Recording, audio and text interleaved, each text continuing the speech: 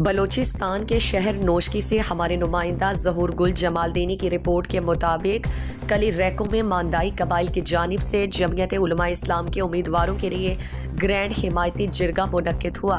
جرگے میں ماندائی قبائل کے سربراہ سردار ظاہر خان ماندائی نے اپنے قبیلے کے سینکڑوں افراد سمیت بی بی 34 سے جمعیت علماء اسلام کے امیدوار حاجی میر غلام دستگیر بادینی اور NA 260 سے انجینئر میر عثمان بادینی کی مکمل حمایت کا اعلان کیا۔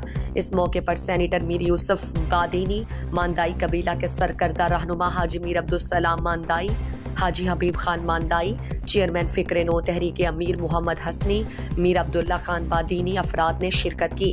جرگے میں NA 260 سے آزاد امیدوار میر پسند خان ماندائی، جمعیت علماء اسلام کے نامزد امیدوار انجینئر حاجی عثمان بادینی کے حق میں دستبردار ہونے کا اعلان کیا۔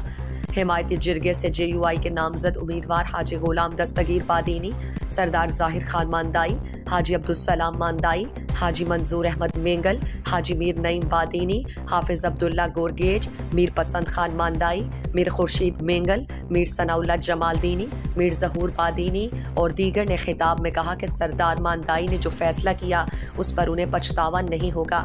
اقوام ماندائی کے دانشمندانہ فیصلے کو قدر کی نگاہ سے دیکھتے ہیں اور اقوام ماندائی کو یقین دلاتے ہیں کہ ترقی کے عمل میں ان کے علاقوں کو نظر انداز نہیں کیا جائے گا۔